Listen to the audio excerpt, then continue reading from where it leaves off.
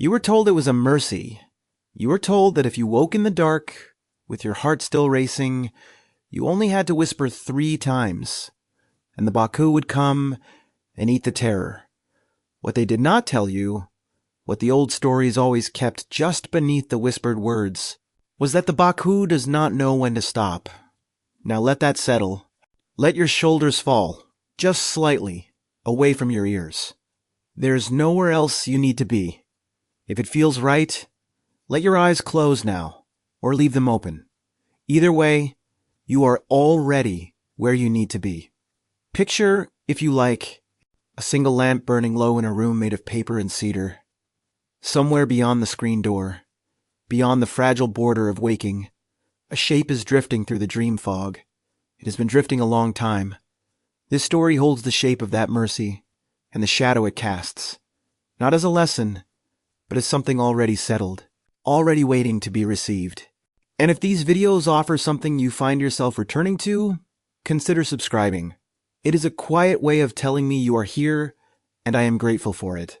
So let the dream fog carry you back before the first child ever woke screaming, back before anyone knew there was something out there in the dark that could swallow a nightmare whole, and might not stop there. Chapter 1. The Whispered Mercy. The child did not remember what chased her. The nightmare had already dissolved into the dark of the bedchamber by the time she sat upright, gasping. All that remained was the racing heart, the damp forehead, the sense that something with claws had just been in the room. The oil lamp on the low table had burned down to a trembling bead of gold. The paper screen door was still. The cedar pillars of the house creaked once, then fell silent. The world held its breath with her. The mother was already there. She had learned to sleep lightly in the years since the child's birth, her body tuned to the smallest shift in breathing, the faintest whimper. She rose from her own futon without a sound and crossed the tatami floor in the darkness. Her silhouette moved through the lamplight like a calm, unhurried wave. She knelt beside the child and drew her close, one hand cradling the back of the small, damp head. She did not speak yet. The terror was still too fresh. They stayed like that for a long moment. The mother and the girl, 2 warm shapes in a pool of amber light. The child's breath began to slow, the frantic flutter of her ribs giving way to deeper, shuddering inhales. Outside, the night was heavy and starless. The garden beyond the veranda was a void of pine shadows and raked gravel. Even the insects had fallen quiet, as if the whole world had paused to listen. The mother closed her eyes. Then she reached beneath the pillow. Her fingers found the familiar shape of the Baku makura. It was a small wooden block, worn smooth by years of handling, painted with the figure of a creature assembled from the leftover pieces of creation: the trunk of an elephant, the paws of a tiger, the eye of a rhinoceros, the tail of an ox.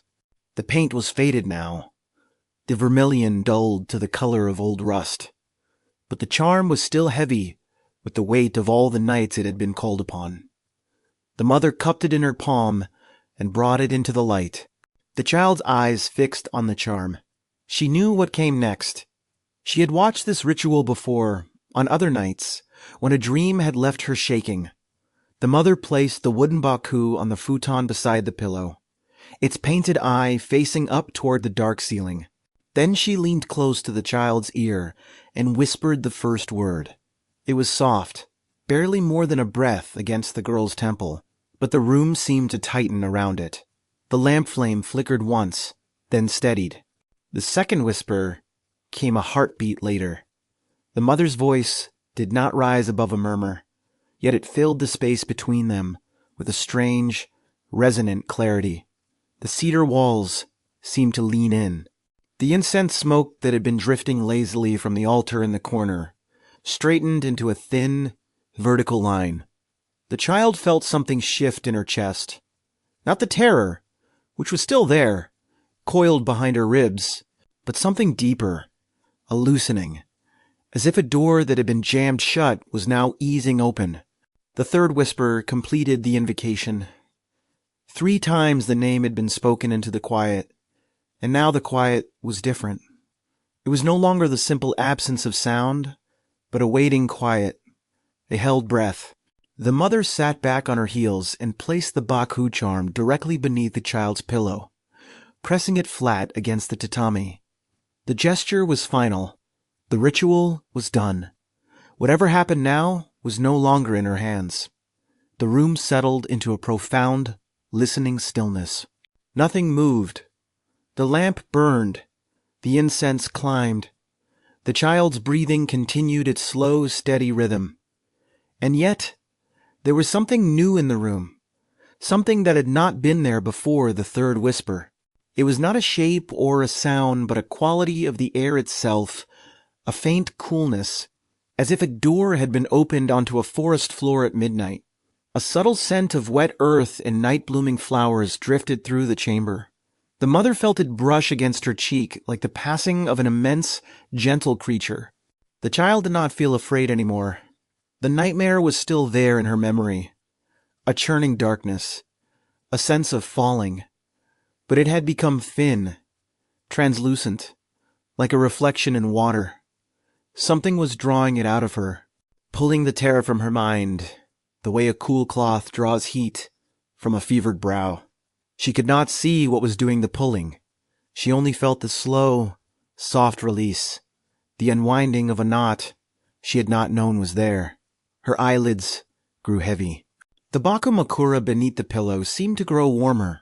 Not hot, just warm, as if a living thing had settled beside it and was breathing slowly into the wood.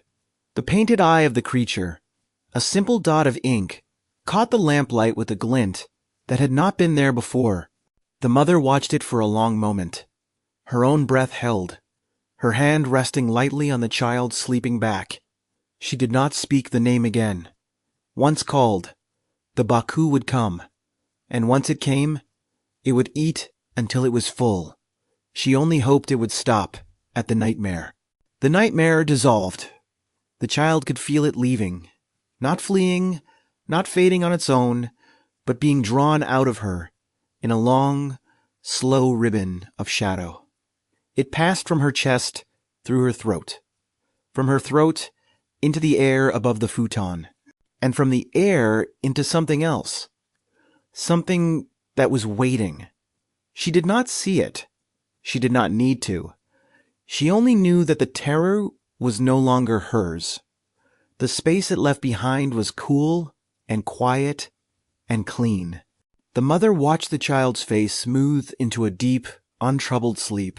The small furrow between the brows was gone. The jaw, which had been clenched against the nightmare, had gone slack. The child's hand, which had been clutching the blanket, now lay open and relaxed on the pillow. It was the sleep of the truly safe, the sleep that only comes when a great fear has been lifted. The mother exhaled softly, her own shoulders dropping for the first time since the scream had woken her. She reached for the Baku makura beneath the pillow and drew it out into the lamplight. The wooden charm was still warm, but the warmth was already beginning to fade, retreating back into the grain of the wood. The painted creature looked the same as it always had, the same faded vermilion, the same careful ink lines, but the mother could not shake the feeling that it had changed in some fundamental way. The eye, perhaps. It seemed darker now, deeper, as if something had looked out through it and left a residue. She set the charm on the low table beside the lamp, positioning it so that the painted Baku faced the door. It was an old habit, one her own mother had taught her. A Baku that faces outward guards the threshold. A Baku that faces inward watches the sleeper. No one had ever explained to her why the distinction mattered, but she had never questioned it either. Some things are done because they have always been done, because the cost of not doing them is too terrible to imagine.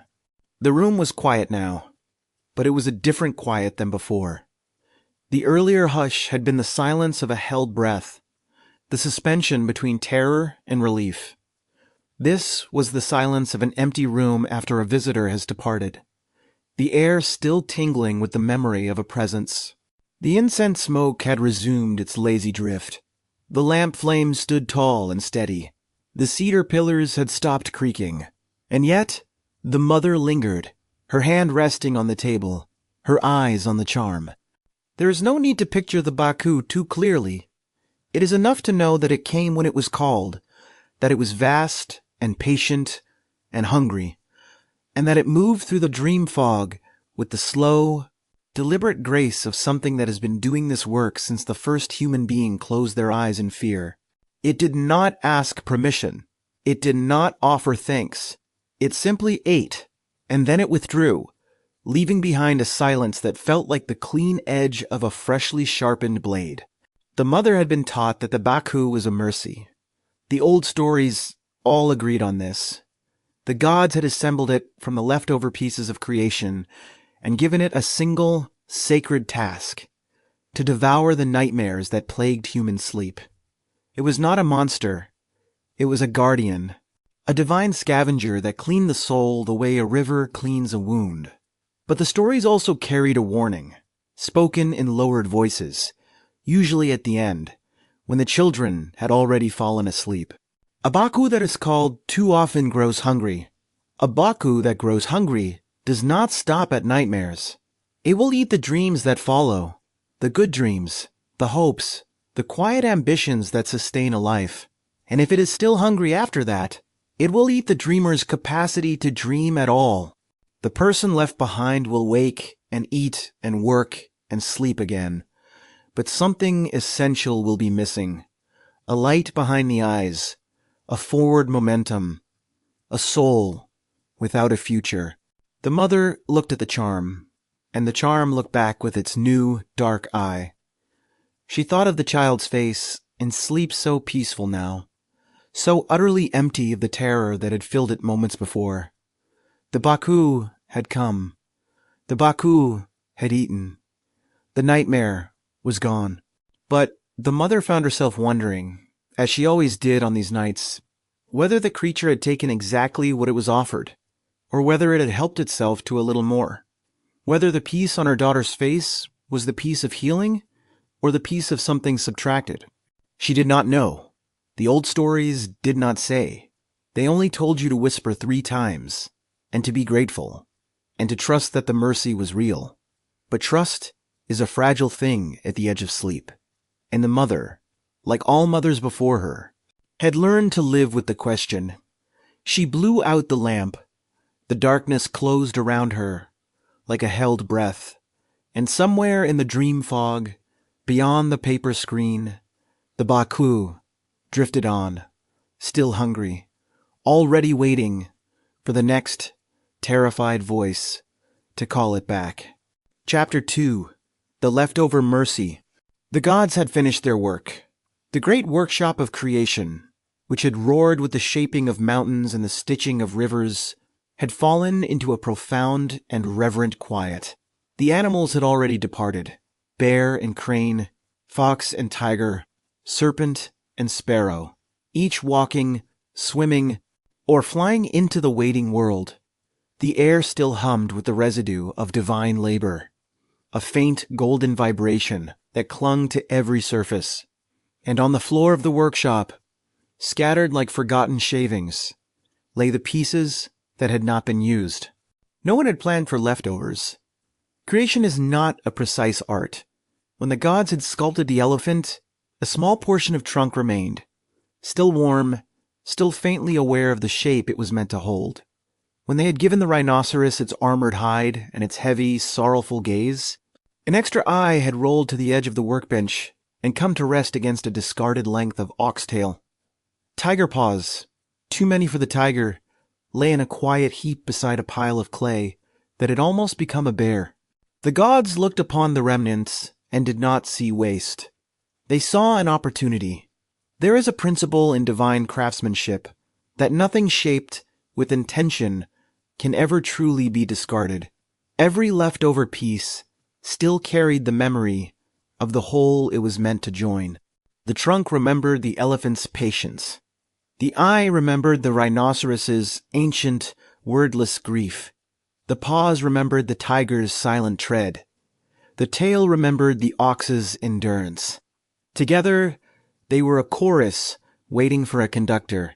And so the gods began to assemble, not hurriedly, not with the casual indifference of tidying up, but with the slow, deliberate care of artisans, who understood that what they were making would serve a purpose no other creature could. They fitted the elephant's trunk to a broad, sturdy body sculpted from the leftover clay. They set the rhinoceros's eye deep in a newly formed socket, where it gazed out with immediate, unsettling wisdom. The tiger's paws were placed beneath. The ox's tail swept behind. The Baku took its first shape in the gathering silence. The moment the final piece was joined, the Baku breathed. It was not the breath of a newborn animal, fierce and hungry for the world. It was a slower breath, a deeper breath, the kind of breath that fills a temple bell after it has been struck. The creature's chest rose, its trunk lifted, testing the air. Its eye, that dark, glassy rhinoceros eye, blinked once, and something behind it came fully awake. The gods stepped back and watched what they had made. They did not name it yet. They waited to see what it would become. The Baku rose on its tiger paws and stood for the first time. It was a strange, composite thing, graceful in a way no single animal could be, as if the memory of 4 different lives was moving through a single body. It looked around the empty workshop, at the scattered clay and the faint golden dust, and it understood immediately that it was alone. Not alone in the way a cub is alone before finding its mother, alone in the way a word is alone before it is spoken into a sentence.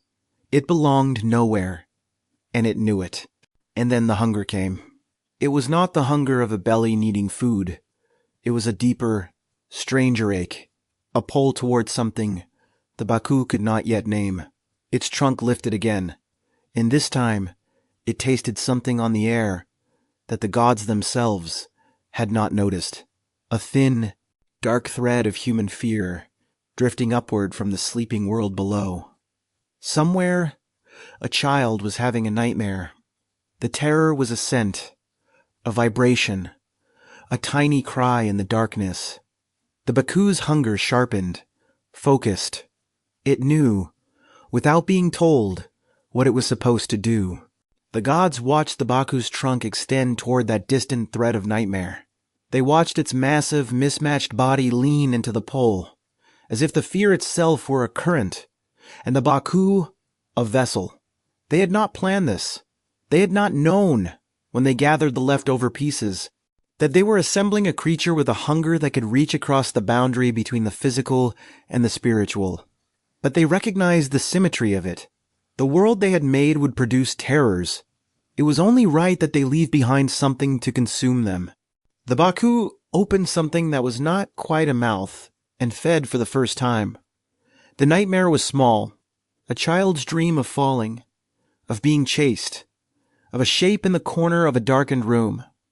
But it was real, and it was suffering, and the Baku drew it in with a slow, gentle inhalation.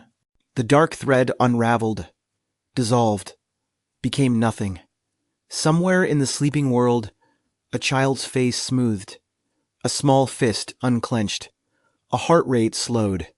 The Baku had performed its first mercy, and it had done so without instruction, without hesitation, as naturally as breathing. When the feeding was done, the Baku stood motionless in the empty workshop. The hunger was not gone. It had merely quieted, retreating to a low, patient ache that would never fully leave. The creature understood now what it was. Not a mistake, not an afterthought. A guardian, a scavenger of the soul's darkest hours, assembled from what no one else had wanted, given a hunger that could never be fully satisfied because the world would never run out of nightmares. The gods did not name it. They left that to the humans, who would someday call it by its 3 syllables. But they gave it a task, and the Baku, alone in the golden silence, accepted. The Baku stepped from the golden workshop into the formless space between worlds. It was not a departure in the way an animal leaves a den. The workshop simply receded, the light folding into itself like a finished prayer. and the Baku found itself adrift in the dream fog, the vast, silent ocean that lies beneath human sleep. This was its domain now, the only place shaped to accommodate a creature assembled from leftovers.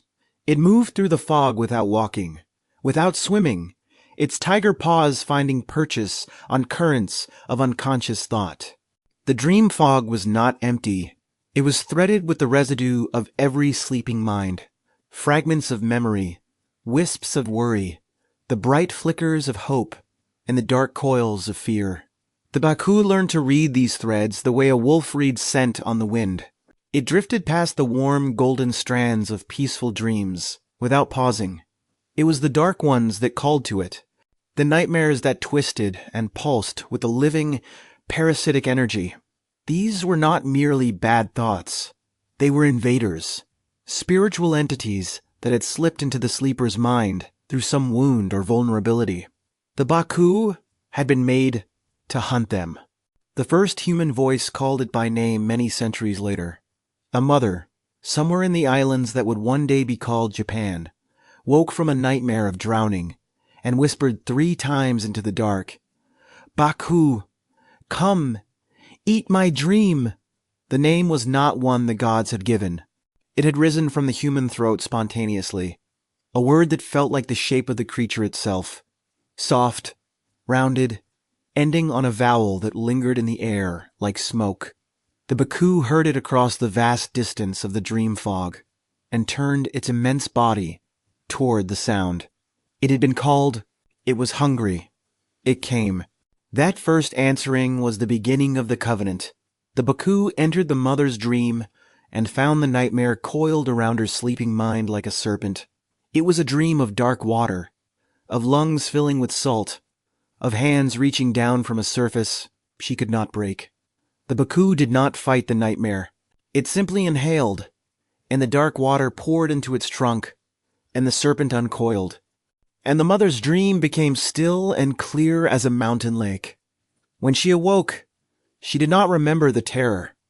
She only remembered a strange, peaceful emptiness, as if a weight she had carried all her life had been lifted. The Baku withdrew into the fog, its hunger briefly quieted. The covenant was sealed. Over the centuries, the ritual spread. The name traveled from mother to daughter, from village to temple, from the waking world into the painted wood of talismans and the embroidered silk of sleeping robes. People learned to call the Baku 3 times, never more. They learned to place its image beneath pillows and to whisper their gratitude when morning came. The Baku answered every call it heard, drifting through the dream fog with the slow, tireless patience of something that does not sleep, does not age, does not hunger for anything but the one thing it was made to consume. But the hunger was never fully satisfied. This was the shadow at the heart of the covenant.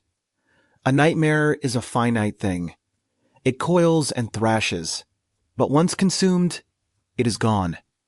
The Baku's hunger was infinite. Every nightmare it devoured only sharpened the appetite for more. The creature that had been assembled from leftovers was incomplete in a way that could never be mended, and its incompleteness expressed itself as an ache that no single feeding could cure. The Baku was not greedy. It was not cruel.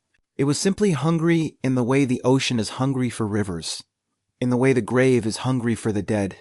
And so the danger crept in.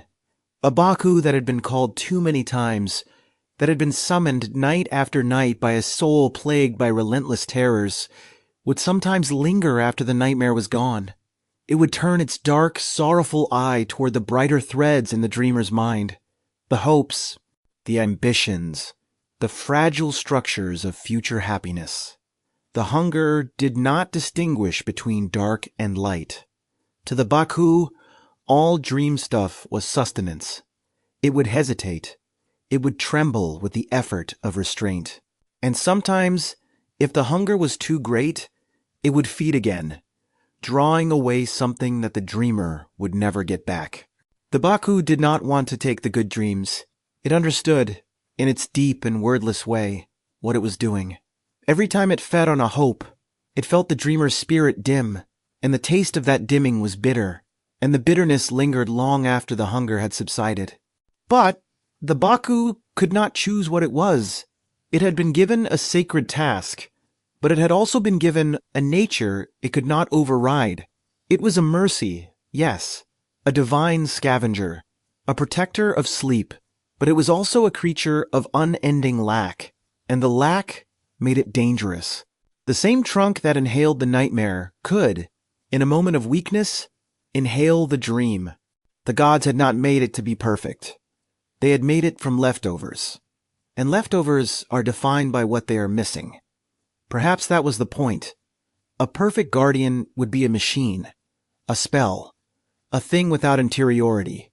The Baku was imperfect, and its imperfection gave it weight, tragedy, the capacity to err and to grieve its errors.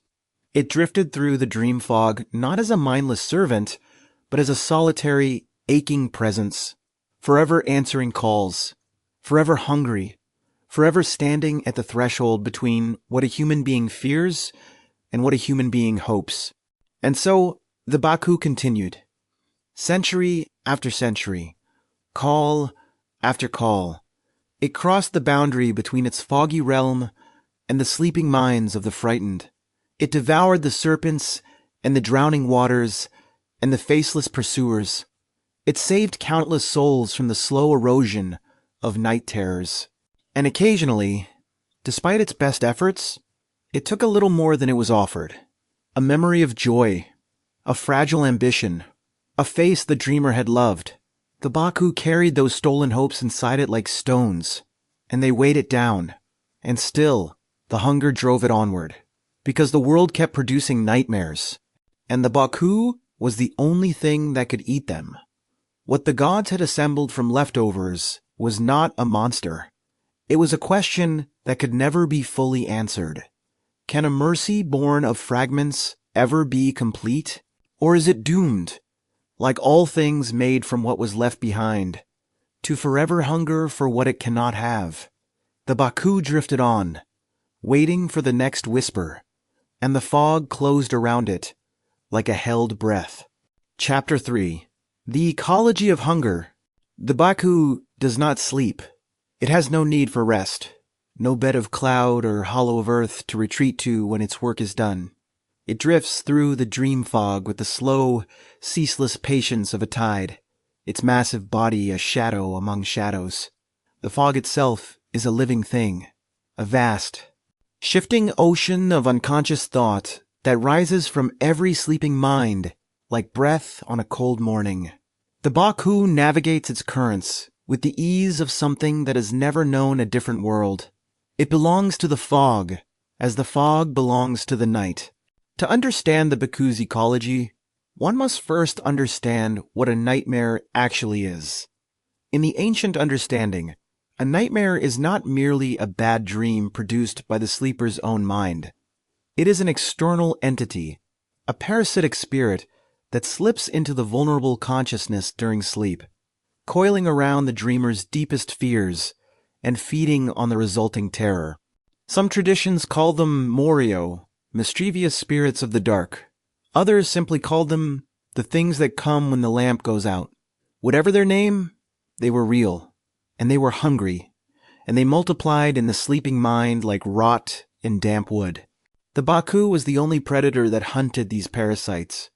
Its trunk, that strange and flexible remnant of the elephant, was not merely a nose, but a sensory organ tuned to the precise frequency of fear. It could taste a nightmare from across the entire archipelago, could distinguish the sharp, metallic tang of a child's terror from the sour, resigned dread of an old man's recurring dream. When it detected a feeding Morio, it would turn its immense body toward the source and begin its slow, deliberate approach. A shark moving through water that only it could see. The approach itself was part of the mercy. The Baku did not burst into dreams with violence. It seeped into them like ink into paper, a gradual darkening at the edges of the nightmare that the dreamer rarely noticed until the terror itself began to dissolve. The Morio would thrash and coil tighter, sensing the predator, But the Baku's pull was inexorable. Its trunk would curl around the parasitic spirit and inhale, and the nightmare would unravel. Dark water draining from a pool, a serpent uncoiling into smoke, a pursuer's hands losing their grip and fading into mist. The dreamer never saw the Baku. They only felt the sudden, inexplicable release. On the human side of the boundary, a complex ecosystem of ritual had grown up around the Baku's hunger. Temples across Japan kept wooden blocks carved with the creature's image, selling them to mothers and fathers whose children woke screaming. Talisman makers in the Muromachi period developed the Baku makura, a small, painted pillow charm that could be tucked beneath the sleeper's head. And the design became so standardized that a child could recognize it by touch alone in the dark. Elephant trunk, tiger paws, oxtail, the single dark eye that seemed to follow you across the room. The charms were not magical in themselves. They were invitations, doorways left slightly ajar.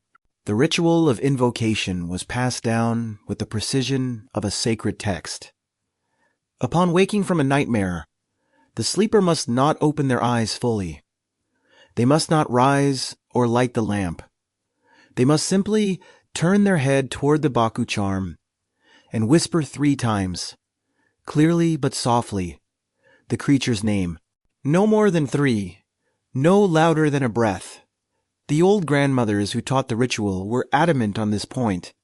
A 4th whisper, they said, was not an invitation but a command. And the Baku, for all its sacred patience, did not respond well to commands. Most nights the covenant held. The Baku would come, eat the nightmare, and withdraw, leaving behind a sleep so deep and clean that the dreamer woke refreshed, the terror already fading from memory. Children who had been plagued by night terrors for months would suddenly sleep through until dawn. Adults who had carried the weight of recurring dreams for decades would find the weight lifted. The talismans grew warm during the feedings, and in the morning, some swore they could see a faint new line in the painted creature's hide, a scar, a mark of the nightmare consumed. No one could prove this. No one needed to. But the ecology of fear is a delicate balance, and the Baku's hunger was the one variable that could never be fully controlled. A nightmare was a finite meal. Once consumed, it was gone, and the Baku's appetite was infinite. If a sleeper called the creature too often, if they were plagued by an endless parade of terrors, or if they grew dependent on the Baku's mercy and began to summon it for every anxious dream, the creature would finish its meal and still be hungry. And the brighter threads of the dreamer's mind, the hopes and ambitions that shimmered like gold in the fog, would begin to look very much like something that could be eaten. There's an old story from the Edo period, recorded in the Ehon Hyaku Monogatari, about a merchant who kept a Baku charm beneath his pillow every night for a year. He was a man haunted by dreams of drowning. His father had been a fisherman lost at sea, and the Baku came faithfully whenever he called. But the nightmares never stopped, and neither did his invocations. By the end of the year, his wife noticed that he no longer spoke of expanding his business. He no longer painted, though he had once been known for his ink landscapes. He no longer laughed at his children's jokes. He was still there, still breathing, still eating his rice, but the light behind his eyes had gone out. The Baku, in its hunger, had taken everything. The merchant's story was not unique. It was whispered in fishing villages and mountain temples, passed from midwife to new mother, as a warning wrapped in a lullaby. The Baku was a mercy. Yes, perhaps the greatest mercy the gods had ever bestowed on a frightened species. But it was a mercy that demanded respect, and the line between calling a guardian and feeding a predator was thinner than most people understood. The old grandmothers knew this. They taught the ritual with the solemnity of arms training. 3 whispers, no more, and never, under any circumstances, for a dream that was merely sad. The Baku could not tell the difference between a nightmare and a grief. To it, all dark threads were the same, and all dark threads could be eaten. What the grandmothers did not say, but what every mother understood, was that some griefs were necessary, Some sorrows, if consumed, would leave a hole that nothing could fill. Those who had been hollowed by the Baku were not easy to identify at first. They still rose in the morning, still ate their rice, still answered when spoken to, but their families noticed the silence growing behind their eyes. They stopped suggesting new projects. They stopped telling stories after dinner. Their laughter, when it came, was a beat too late and a note too soft, as if it were being played from a great distance. The old women in the villages would nod grimly when they saw such a person. Too many whispers, they would say. The Baku ate well, and yet the talismans continued to sell. The mothers continued to whisper. The children continued to sleep with painted wooden charms beneath their futons. Because the alternative, a world without the Baku's mercy, was unthinkable. Every culture has its dangerous guardians, its blessings that can become curses if handled carelessly. The Baku was simply more honest than most. Its hunger was not hidden behind metaphors or softened by theology. It was a creature of appetite. An appetite is always a blade with two edges. The Japanese understood this.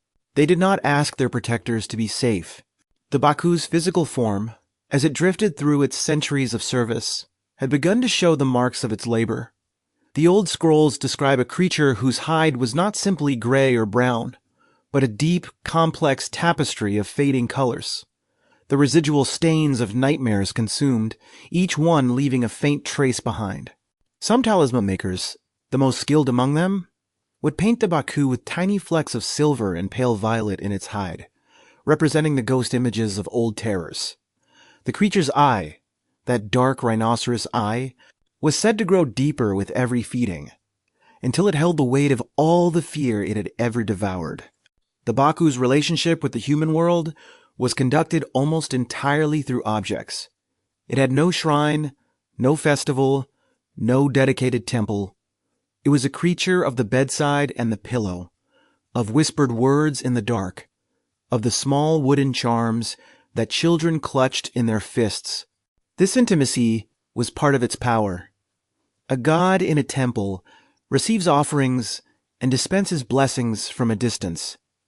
The Baku came when you called it, entered the most private chamber of your mind, and fed on the things you were too afraid to describe in daylight.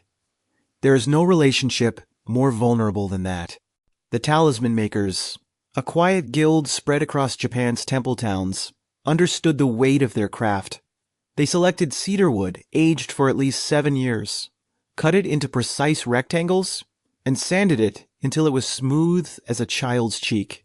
The painting of the Baku was a meditative act. The trunk first, a single sweeping stroke of ink. Then the eye, a dot that seemed to hold the universe. Then the paws, the tail, the subtle curve of the body. The final step was always the same, a prayer spoken over the painted creature, not to charge it with power, but to acknowledge the partnership it represented. The talisman was not a tool. It was a handshake extended across the boundary between worlds. In some coastal villages, a different tradition emerged. Fishermen, who spent their nights at sea, where nightmares could not be reached by the Baku's trunk, would paint the creature's image on the sails of their boats.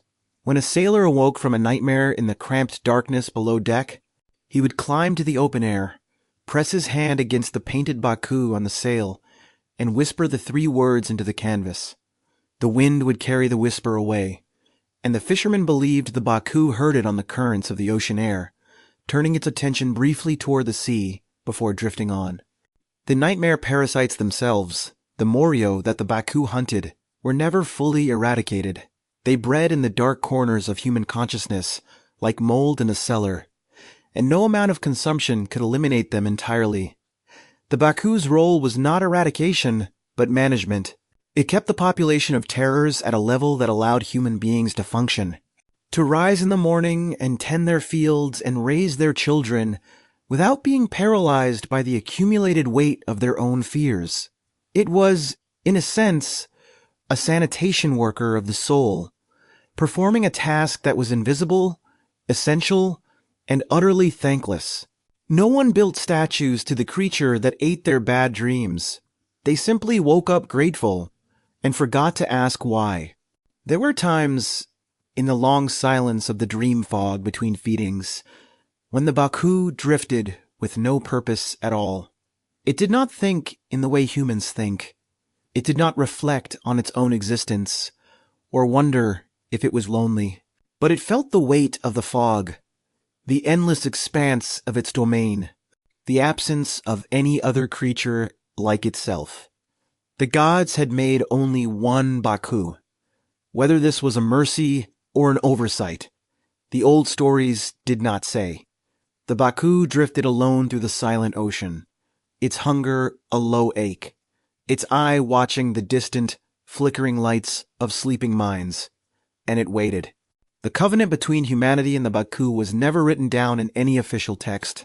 It existed in the grain of the talismans, in the muscle memory of mothers' hands tucking charms beneath pillows, in the whispered words that children learned before they learned to read. It was a folk covenant, a thing of the margins, and like all things in the margins, it was simultaneously fragile and unbreakable. Fragile because any single generation could forget the ritual, could stop painting the charms, could let the whispered words die in their throats. Unbreakable because as long as human beings had nightmares, they would eventually stumble back toward the mercy that consumed them. And so the Baku's reign continued, not a reign of terror in the usual sense, but a reign of quiet, constant service. It asked for nothing but the nightmares themselves. It received no worship, no offerings of rice or incense, no festivals. It drifted through the fog, vast and patient and hungry, and the world above slept a little more soundly because it existed. Occasionally, someone would call. Too often, and a light would go out, behind a pair of human eyes, and the Baku would carry that stolen hope inside it like a stone. But most nights, the covenant held.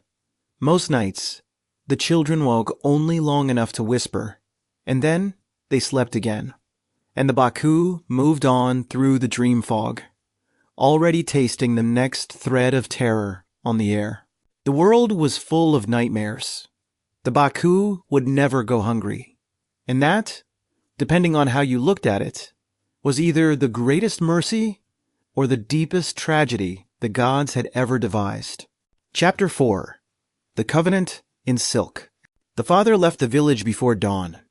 His daughter had not slept through the night in 3 weeks, and the old Baku charm beneath her pillow, worn smooth by years of desperate whispering, seemed to have lost whatever door it once held open. The nightmares came anyway.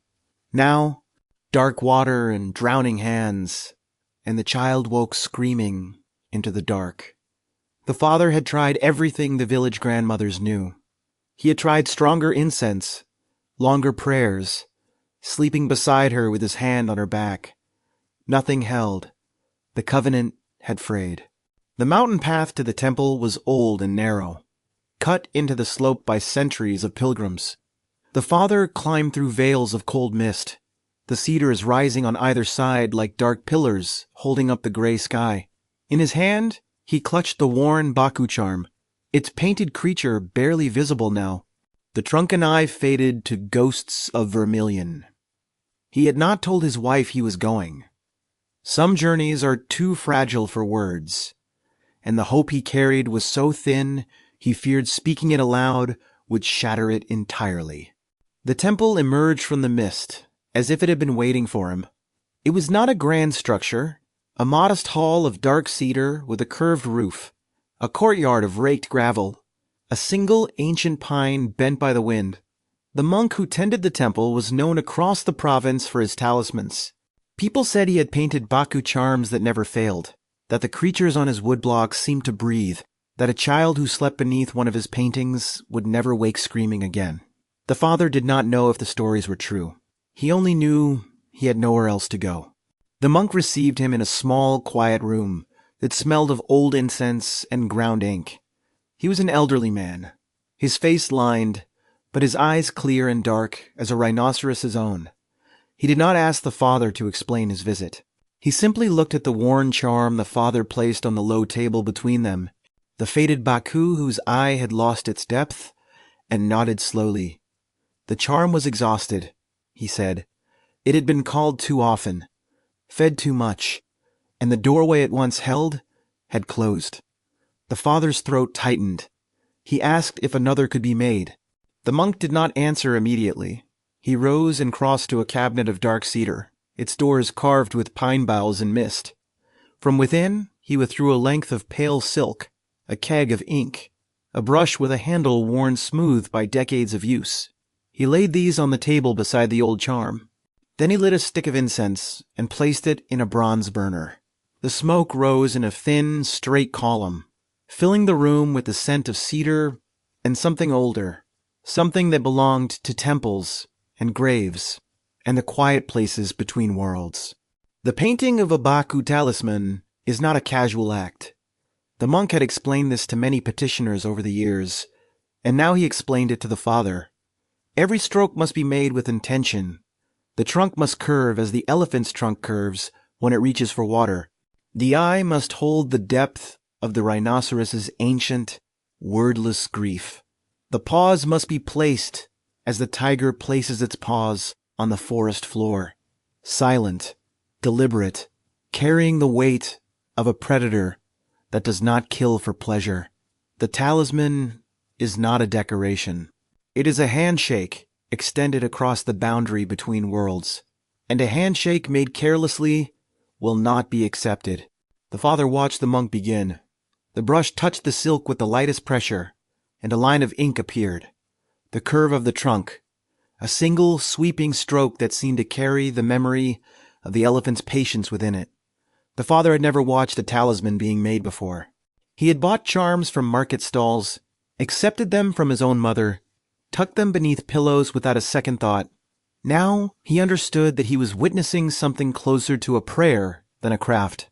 The monk's hand moved with the slow, unhurried certainty of a man who had done this 10,000 times and knew that the 10,001st was no less sacred. The incense burned down to a stub of gray ash. The monk painted the tiger paws, 4 short, precise strokes that anchored the creature to the silk, and then the oxtail, a long sweep that balanced the composition. The Baku was taking shape on the pale fabric, its mismatched body somehow beautiful, somehow whole. The father found himself holding his breath. He had come to the temple hoping for a charm that would work, a tool to fix his daughter's terror. What he was receiving was something far stranger, a presence, a living image that seemed to watch him from the silk with a dark and patient eye. The monk paused before painting the eye. He set down his brush and looked at the father directly, for the first time since the painting had begun. The talisman was almost complete, he said, but the father must understand what he was asking. The Baku would come when called. It would eat the nightmares that plagued his daughter. But a Baku that is called too often grows hungry, and a hungry Baku does not distinguish between a terror and a hope. The monk's voice was calm, measured, the voice of a man delivering news that was old before he was born. The father's daughter would sleep, but the father must teach her never to call the Baku more than 3 times. Never for a dream that was merely sad. Never because she missed someone and wanted the ache to go away. The father listened. He had heard the warnings before, from grandmothers and midwives and the old women who sold charms at the village market. He had always nodded and smiled and assumed the danger was a story told to frighten children into discipline. But sitting in the monk's quiet room, watching the half-painted Baku gaze at him from the silk with its missing eye, he understood that the warnings were not metaphorical.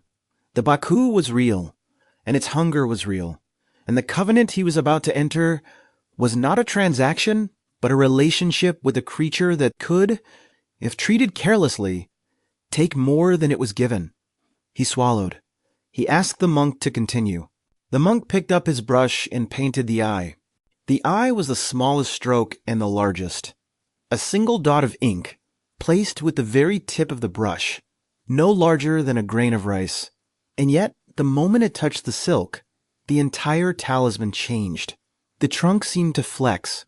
The paws seemed to settle deeper into the fabric. The painted Baku was no longer a collection of lines, but a living presence, a creature that had been waiting inside the silk for someone to complete it. The father felt the hair rise on the back of his neck. The monk set down his brush and exhaled slowly, as if he had been holding his breath for the entire painting. The monk lifted the finished talisman and held it out to the father with both hands. The silk was still damp, the ink glistening in the lamplight. The father received it the same way, both hands, palms up, the gesture of accepting something sacred. The Baku's dark eye gazed up at him, and he had the unsettling sense that it was looking not at his face, but through it, into the place behind his eyes where his own fears lived. He understood, in that moment, why the old women said a talisman must be treated with respect. It was not a charm. It was a door, and something was already pressing against the other side. The monk walked the father to the temple gate. The mist had lifted, and the morning sun was breaking through the cedars in long golden shafts. The monk did not offer reassurances. He did not promise that the daughter would be healed or that the nightmares would cease. He simply repeated the instructions one final time. 3 whispers, no more. Never for sorrow, never for loneliness, never because the world felt heavy and sleep would not come. The Baku could not distinguish between a nightmare and a grief, and what it ate forever. The father bowed. The monk returned the bow. Then the father turned and began the long walk home. The path down the mountain felt different from the path up. The father had climbed in desperation, clutching a dead charm and a hope so thin it barely held its shape. He descended, carrying a living talisman wrapped in a square of plain cloth, and the weight of it was not physical, but something deeper. He was no longer a man seeking a cure.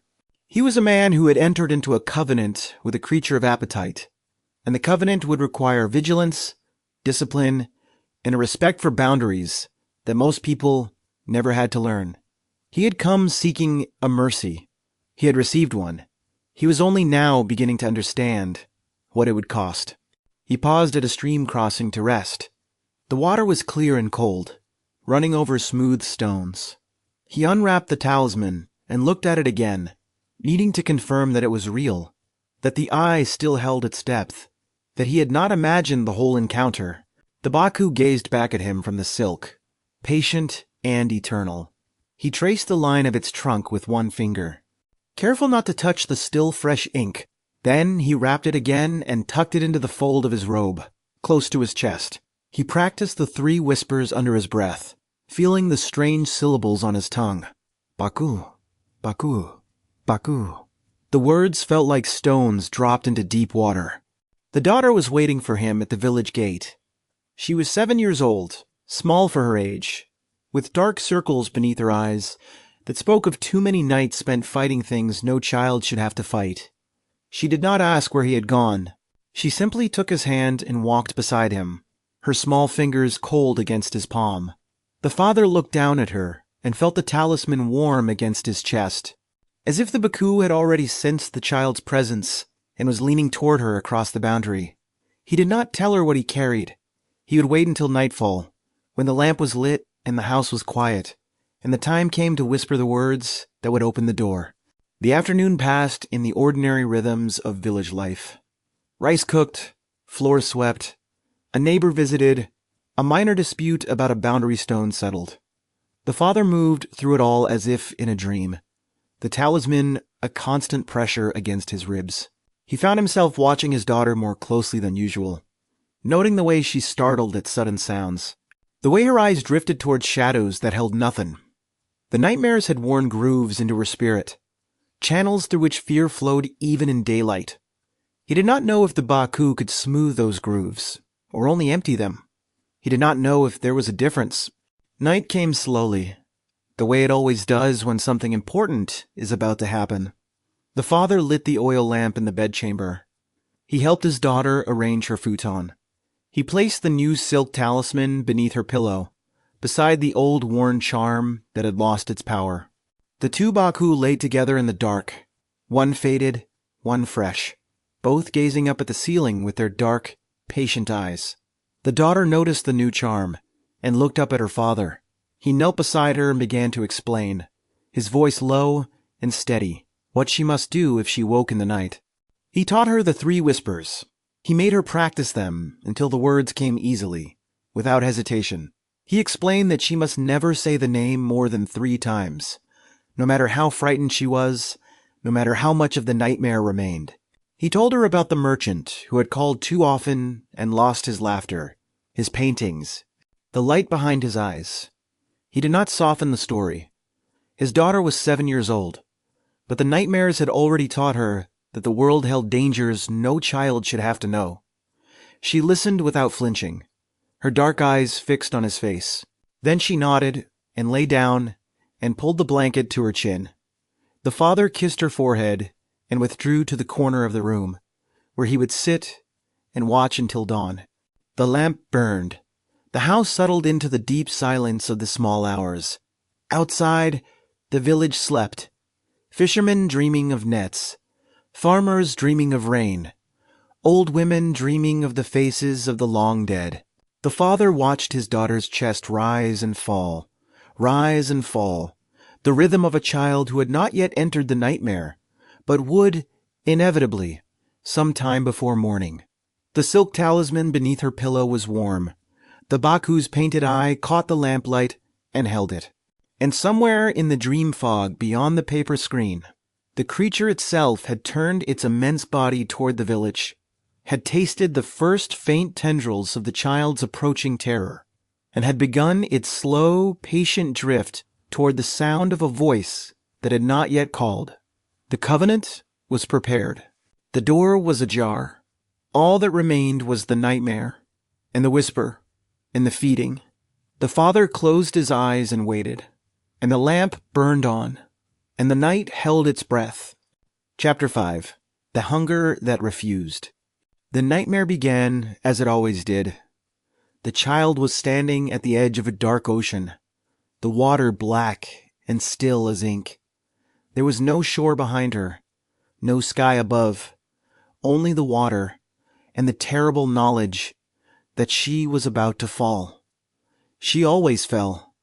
The dream never varied in its architecture, only in the details of the drowning. Tonight, hands were reaching up from the depths, pale and patient, their fingers curling toward her ankles. She tried to scream, but the dream had already taken her voice. She fell.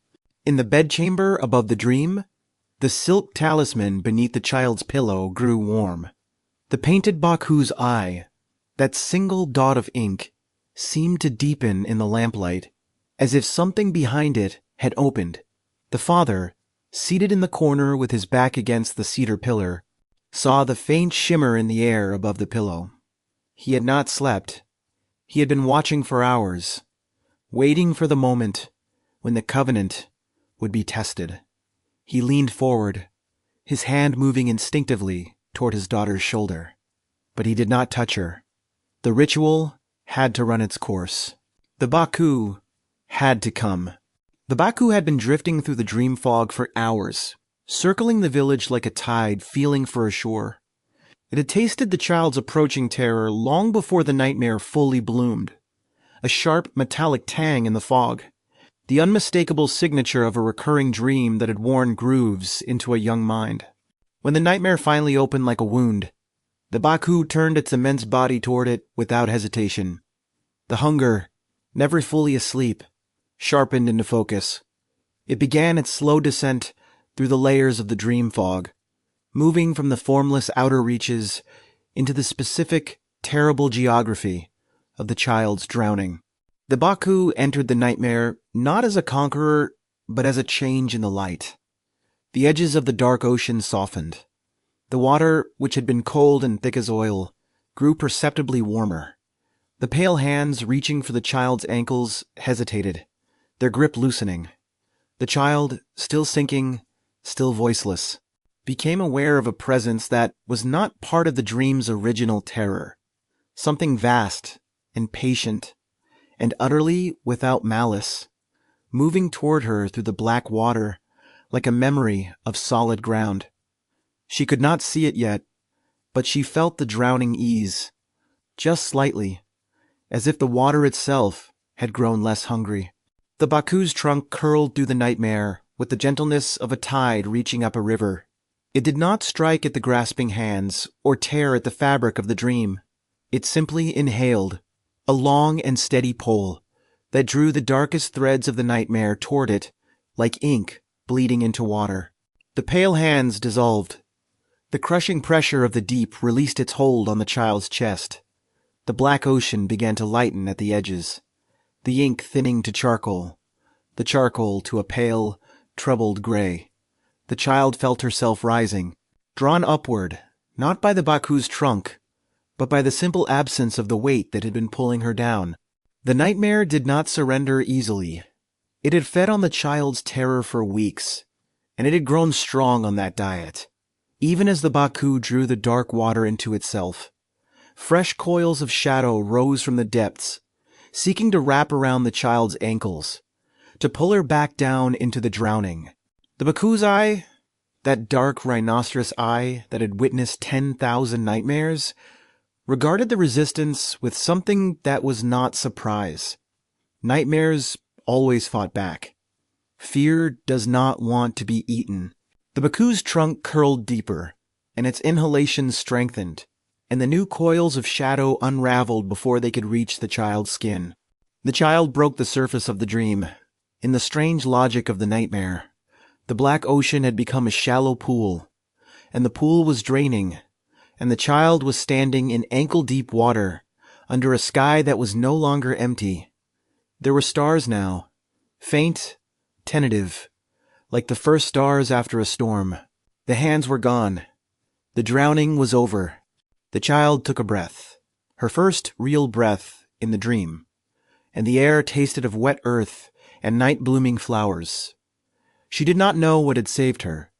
She only knew that the terror had been lifted, and that something immense was still present, just beyond the edge of her vision, watching her with a patience that felt almost like sorrow. In the bedchamber, the child's face smoothed. The father watched the transformation with a breath held so long his chest ached. The small furrow between his daughter's brows, which had been carved there by weeks of night terrors, softened and disappeared. Her jaw, which had been clenched against the drowning, went slack. Her hands, which had been clutching the blanket in tight, desperate fists, uncurled like flowers opening to the sun. The silk talisman beneath the pillow was now unmistakably warm. Not hot, but warm as a living thing. Warm as a hand held in the dark. The Baku was feeding. The covenant was holding. The father exhaled, and the sound was almost a sob.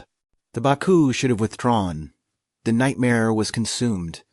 The dark water was gone. The child's mind was quiet and clean.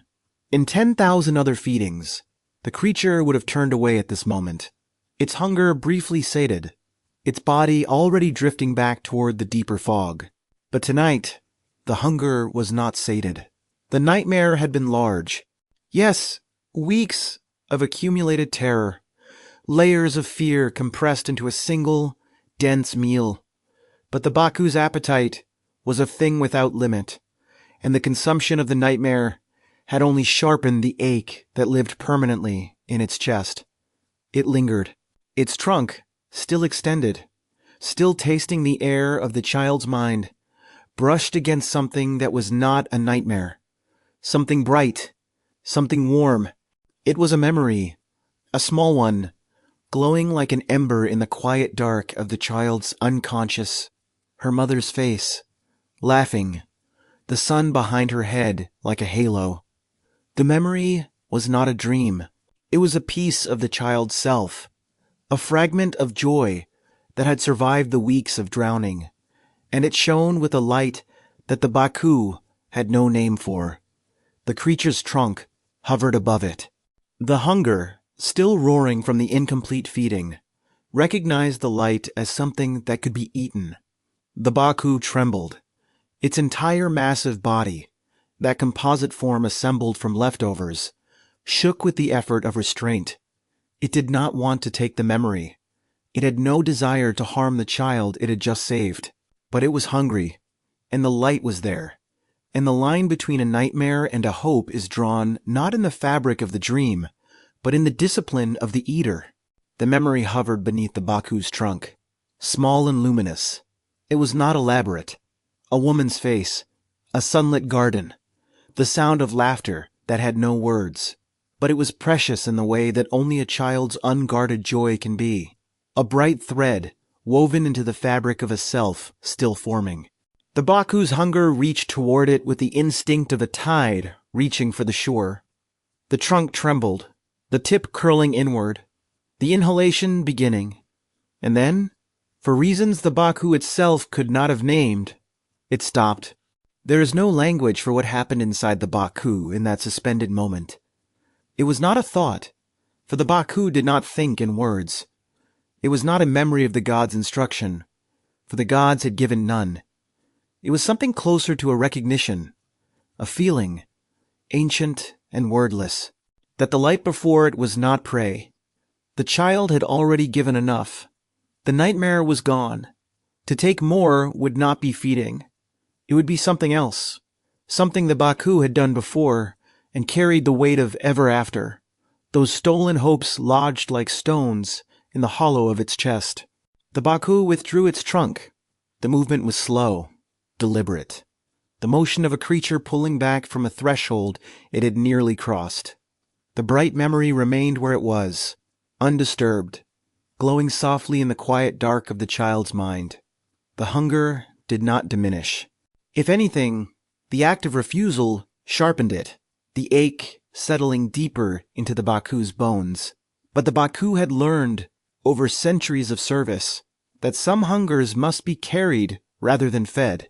It turned its immense body away from the memory and began the long drift back toward the edges of the dream. The child, still standing in the shallow water of her fading nightmare, felt the presence withdraw. She could not have said what it was or where it went. She only knew that the air grew lighter, the stars brighter, the water warmer around her ankles. The dream was no longer a trap. It was becoming, slowly and gently, a dream of something else. A garden, perhaps, or a hillside, or simply the quiet interior of a room where a lamp burned and a father watched. The nightmare had been hollowed out, its venom drawn, and what remained was a shell that would dissolve by morning. In the bedchamber, the silk talisman cooled.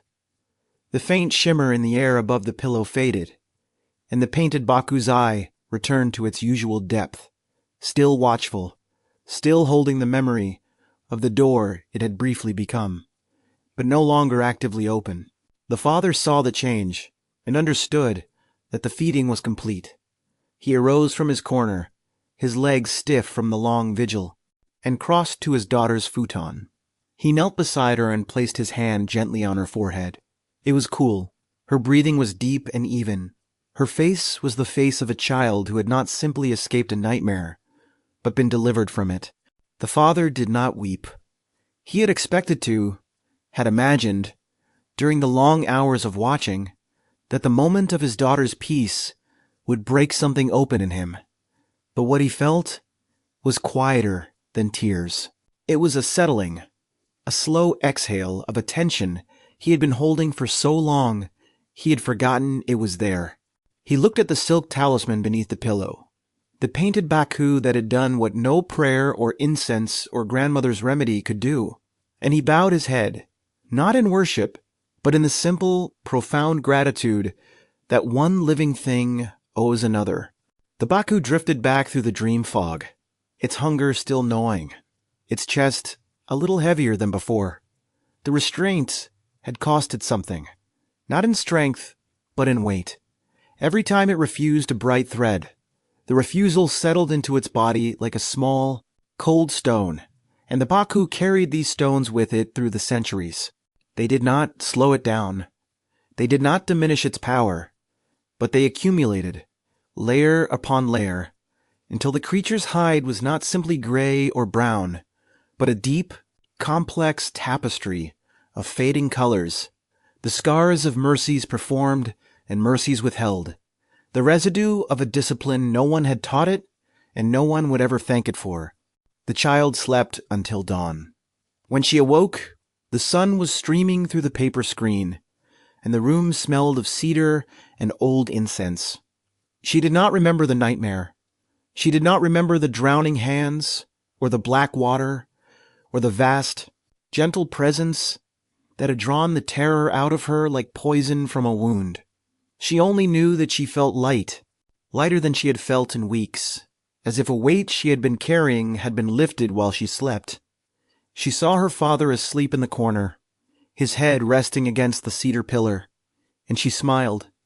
Then she rose and went to find her mother, because she was hungry, and because the morning was beautiful, and because she was 7 years old and the world was still full of things that were not nightmares. The silk talisman remained beneath the pillow, its painted Baku facing upward toward the ceiling. It had done its work. It would do it again when the next nightmare came, and the next, and the one after that. The covenant held, but the father, when he awoke, would remember the monk's warning with a new clarity. He had seen the talisman grow warm and then cool. He had felt the presence in the room, the vast and patient hunger that had saved his daughter, and then, by some act of restraint he could not pretend to understand, had chosen not to take more than it was offered. He understood now that the Baku was not a tool. It was a partner in a fragile arrangement, and the arrangement required respect, and the respect required gratitude, and the gratitude required that he never, ever asked the creature to do what he himself could bear. The Baku drifted on through the dream fog, its hunger a familiar ache, its body heavy with the stones of old refusals. Somewhere behind it, a child was waking to a sunlit room. A father was stirring from a vigil. A silk talisman was cooling beneath a pillow. The covenant had held. The nightmare was gone. And the Baku, that composite creature assembled from what no one else had wanted, continued its slow, eternal patrol through the sleeping minds of the frightened. It would be called again. It would answer. It would eat what was given. And sometimes, when the hunger was too great, it would take a little more than it was offered. And it would carry that weight too, adding it to the collection of stones that would never be counted by anyone but the creature itself. The fog closed around it. The hunger settled. The patrol continued. The mercy, imperfect and enduring, drifted on. Chapter 6. The mercy passed down. The child slept through the night for the first time in 3 weeks. When she awoke, the sun was already high, and the room smelled of rice cooking, and her mother's voice humming in the kitchen. She did not remember the nightmare or the vast, gentle presence that had drawn it out of her. She only knew that the world felt lighter, as if a heavy blanket she had been carrying for weeks had been lifted while she slept. She rose and ran to the garden, where the morning glories were open, and the air was cool, and the day was beginning. The father watched her from the veranda, a cup of tea cooling in his hands. He had not slept after the feeding. He had sat in the corner until dawn, watching the rise and fall of his daughter's chest, the silk talisman still warm beneath her pillow. Now, in the daylight, the events of the night felt almost unreal, a story he might have dreamed. But the peace on his daughter's face was not a dream. The dark circles beneath her eyes had softened. Her laughter, which he had not heard in weeks, rang across the garden. He closed his eyes and allowed himself, for the first time, to believe that the mercy had held. But the monk's warning had not left him. It sat in the back of his mind like a stone placed carefully on a scale, always present, always weighing. The Baku was a mercy, yes, but a mercy that commanded discipline. 3 whispers, no more, never for sorrow, never for loneliness. The father understood now that the covenant was not a cure, but a partnership, and partnerships require vigilance. He looked at his daughter chasing butterflies among the vegetables and promised himself, silently, that he would teach her the warning when she was old enough to understand. The mercy was real. The danger was also real. Both things were true. That afternoon, while the household napped in the heavy heat of the day, the father took the silk talisman from beneath the pillow. He held it in his hands, the painted Baku gazing up at him with its dark and patient eye. The silk was cool now, the shimmer of the fading long faded. He wrapped it carefully in a square of clean cloth, the same cloth the monk had used, and placed it in a small wooden box that had once held his mother's sewing tools. He did not close the lid with finality. He closed it with the knowledge that the box would be opened again someday, when the nightmares returned or when a new child needed the same protection. The talisman was not retired. It was waiting. The box joined other household treasures on a high shelf. A bundle of letters, a broken hairpin, a child's first brush. The Baku slept inside it, patient as always, the painted eye still holding its depths. The father never told his daughter where the talisman had gone. She did not ask. The nightmares had ceased, and a child's attention moves quickly from what is absent to what is present. She grew, as children do, and the weeks of night terrors became a fading memory, something that had happened once, long ago, before the world became ordinary again. Years passed. The daughter became a young woman, and the young woman became a wife, and the wife became a mother. When her own child woke screaming in the dark for the third night in a row, she remembered the old stories, the whispered words, the painted charm, the creature her father had once described as he knelt beside her futon. She went to her parents' house and asked about the talisman. Her father, now gray and slow, climbed onto a stool and retrieved the wooden box from the high shelf. He placed it in her hands without ceremony. He simply said, 3 whispers, no more. You remember. She did. The silk talisman was still intact, the ink unfaded, the Baku's eye as dark as the day the monk had painted it. The new mother unwrapped it in her own home, in her own bedchamber, with her own child sleeping fitfully on the futon. The weight of the covenant settled onto her shoulders, the same weight her father had carried down the mountain, the same weight her grandmother had carried before him. She knelt beside her child's pillow, slid the talisman beneath it, and leaned close to the small, troubled face. The old words rose to her lips without effort. Baku, Baku, Baku. The Baku heard the call. It was a different voice now, a different house, a different village perhaps, but the frequency of the invocation was unchanged. The creature turned its immense body toward the sound and began its slow drift through the dream fog, the hunger sharpening into focus. It did not remember the child whose nightmares it had eaten years before. It did not need to. The covenant was not personal. It was perpetual. The Baku fed on terror wherever it was called, and the face of the caller mattered less than the sincerity of the whisper. The new child's nightmare was a small, dark thing, a dream of being lost in a forest of cedar trunks that all looked the same, and the Baku consumed it with the same gentle inhalation it had used 10,000 times before. The feeding was brief. The mercy was clean. The talisman beneath the pillow grew warm and then cooled. The child slept, the furrow smoothing, the small fists uncurling. The mother watched from the corner, her own eyes heavy, and felt the strange, exhausted gratitude that her father had once felt in a room very much like this one. The covenant had passed to her. She was its guardian now. And the Baku drifted on, its hunger briefly quieted, but never fully stilled. It did not count the generations it had served. It did not know that the silk talisman in the young mother's house was the same one a monk had painted for a desperate father decades before. It only knew the fog, the calls, the endless ache that drove it from one sleeping mind to the next. The world was full of nightmares, and the Baku would never run out of work. But the world was also full of things the Baku could not reach.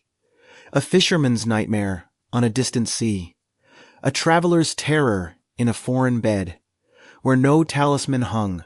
The mercy had limits. The fog did not reach everywhere.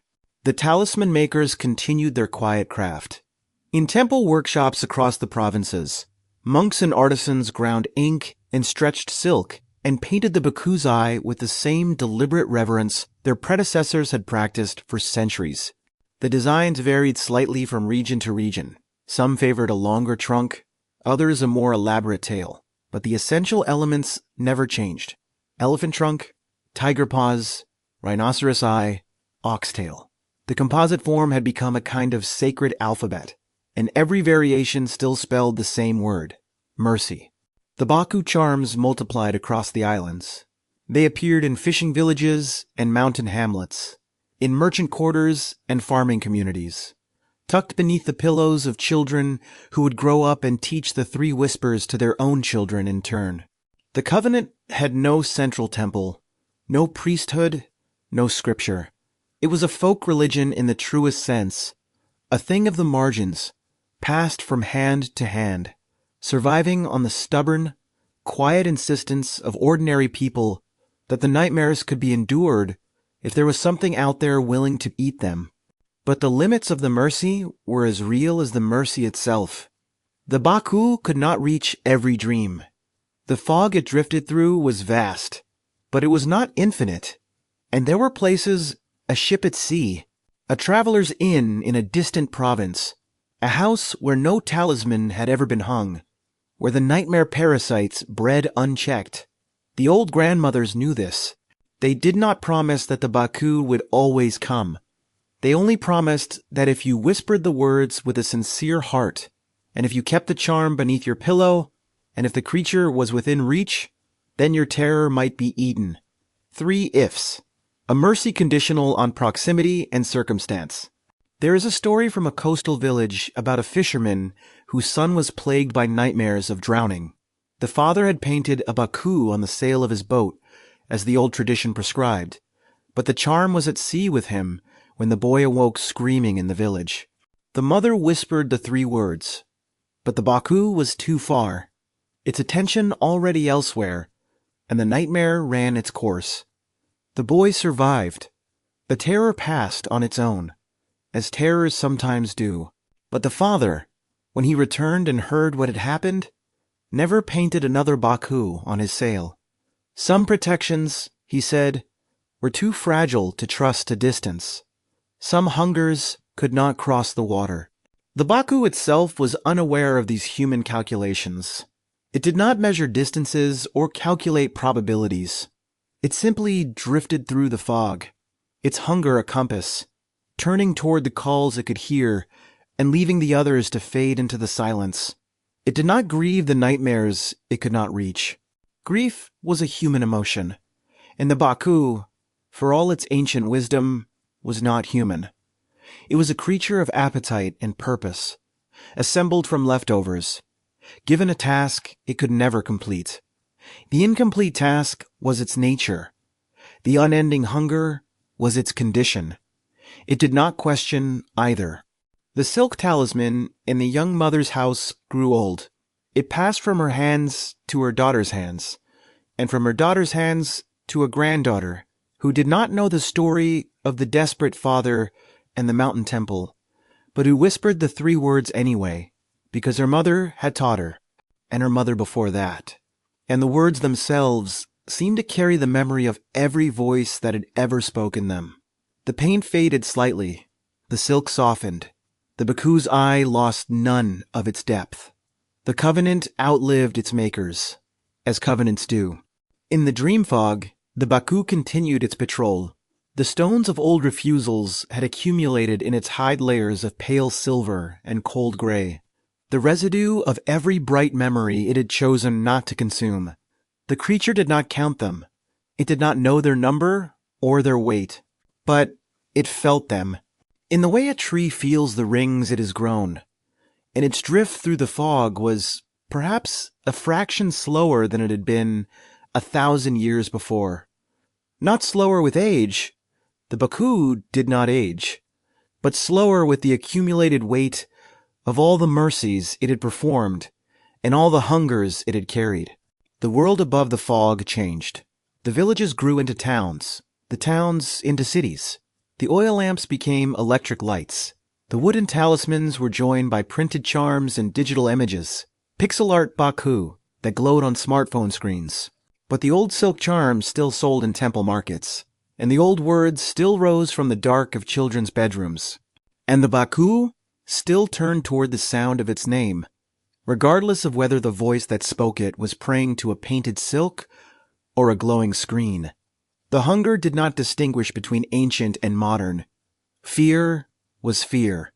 Nightmares were nightmares. The Baku ate them all, and still the limits held. The Baku could not be everywhere.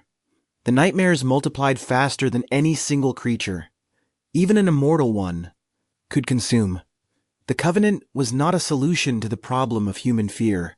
It was a patch, a mercy, stitched from leftovers, a gift that could never be large enough to cover every sleeping mind. The old grandmothers had understood this too. They had never promised that the Baku would save everyone. They had only promised that if you were frightened, and if you whispered the words, and if the creature was near, then you might wake to find the terror gone. The rest was faith and luck and the stubborn human capacity to endure what could not be eaten. The Baku drifted on. The fog stretched endlessly in all directions. And somewhere in the distance, a new voice was beginning to whisper. The creature turned toward it, with the slow, patient grace of a tide feeling for the shore. The hunger sharpened. The patrol continued. The silk talisman in a young mother's house was warm beneath a pillow, and a child's face was smoothing into peace. And the Covenant, fragile and ancient and impossibly durable, held for one more night. What the gods had assembled from leftovers had not solved the problem of fear. It had simply promised to keep eating, forever, as long as there were voices to call it and nightmares to feed it. And that, in the end, was enough. Chapter 7. The Hunger That Never Sleeps.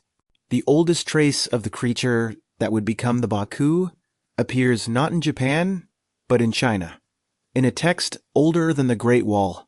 The Shan Hai Jing, the classic of mountains and seas, compiled across the warring centuries before the Qin unification, describes a beast called the Mo. It lived in the southwestern mountains, had the body of a bear, and ate copper and iron. It did not yet eat dreams. That hunger would come later, carried across the sea on the currents of trade and Buddhist scripture and the slow migration of stories.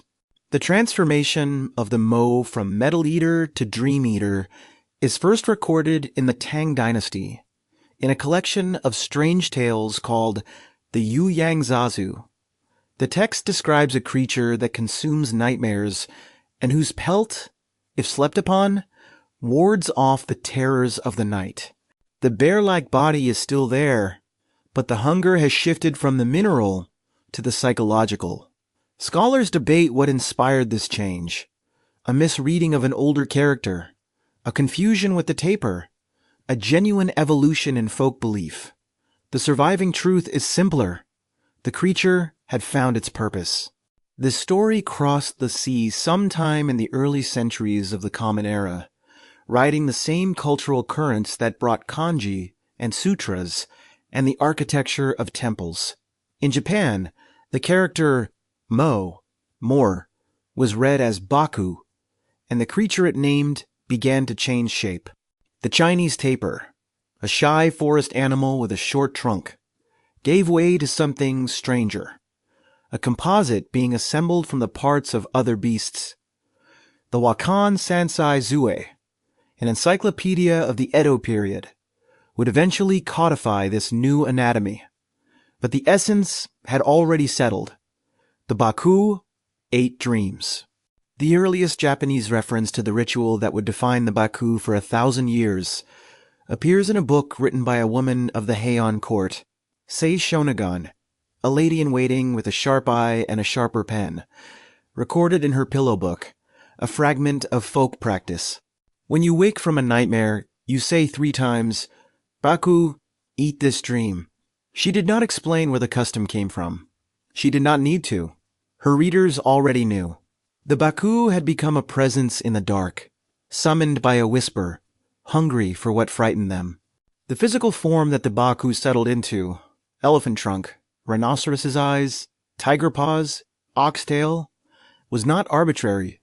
Each piece carried symbolic weight. The trunk, with its delicate precision, could taste the subtle frequencies of fear. The rhinoceros eye, famous in Asian lore for its penetrating vision, could see into the hidden corners of the sleeping mind. The tiger's paws moved silently through the dream fog, a predator that never announced itself. The ox's tail, steady and low, grounded the creature in patience. It was a body designed not for beauty, but for function, a sacred machine assembled from the spare parts of creation. The Baku's symbolic meaning was never written down in any single doctrine. It emerged piecemeal from the accumulated practice of centuries, a meaning woven from whispered words and painted wood. The creature represented the externalization of fear, the idea that a nightmare is not simply a product of the mind, but an invasive thing that can be separated from the self and consumed by something else. This was a profound psychological insight disguised as superstition. To call the Baku was to say, this terror is not me. It is something that happened to me, and it can be removed. But the warning that accompanied the ritual, never call the Baku more than 3 times, never summon it for a sorrow or a loneliness, revealed a deeper understanding. The mechanism that consumed fear could also consume hope. The Baku's hunger did not distinguish between dark and light. This was the shadow side of the symbol, the acknowledgement that the human psyche's defenses against terror can become pathological. The same process that digests a trauma can, if overused, digest the capacity for joy. The Baku was a mercy, but it was also a mirror, reflecting back the fragility of the mind it served. The Baku survived the centuries because it adapted. When woodblock printing made images cheap, the creature appeared in Toriyama Sekien's Gazu Hyaki Yagyo, the famous catalog of supernatural beings. Its composite form rendered with a clarity that fixed it in the popular imagination. When the Edo period gave way to the modern era, the Baku followed. It migrated from woodblocks to film screens, from painted silk to digital pixels.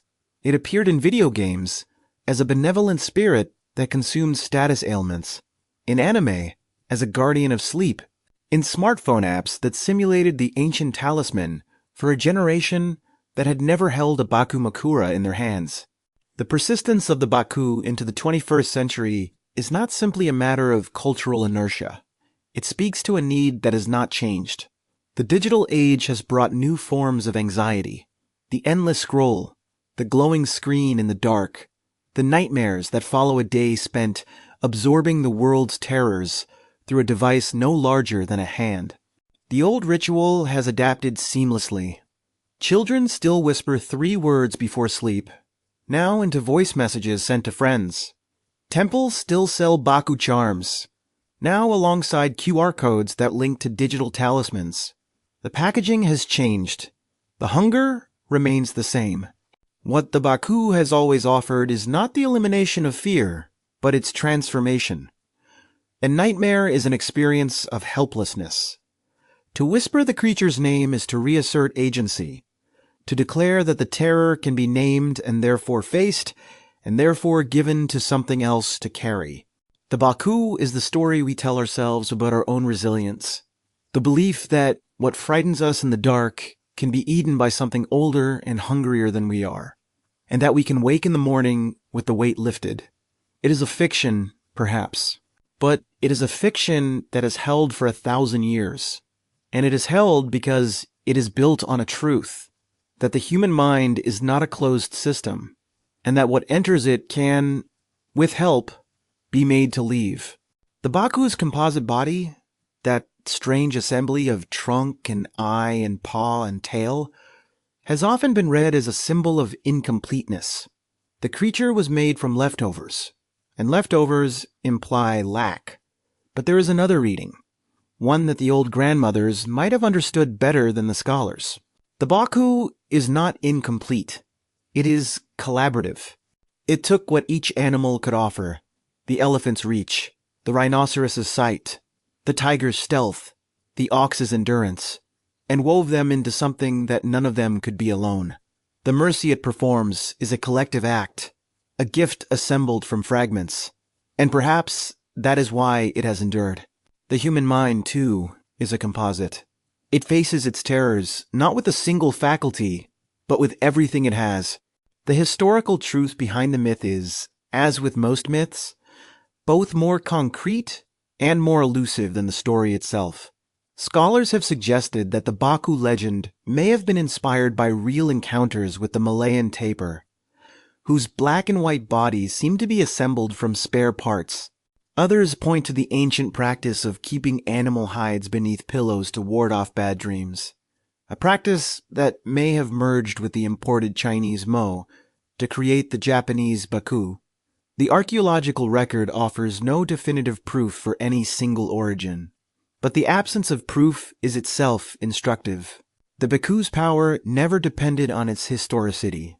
It depended on its utility. The real archaeology of the Baku is not found in ancient bones or buried temples. It is found in the continuous, unbroken chain of human practice. The Baku makura charms that survive in museum collections show the wear of countless fingers. The margins of old woodblock prints bear notations from readers who wanted to remember the ritual. The whispered words have been recorded in diaries, letters, poems, and now in the metadata of voice messages sent between friends in the small hours of the morning. The evidence for the Baku's existence is not a fossil. It is a conversation, still ongoing, between the frightened and the mercy they hope is listening. And the Baku itself?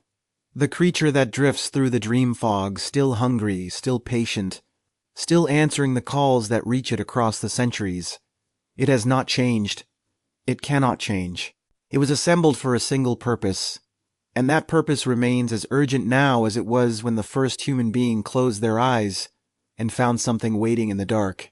The Baku does not know that the world above the fog has transformed, that the oil lamps have become LEDs, that the painted silk has become pixels, that the whispered words are sometimes typed instead of spoken.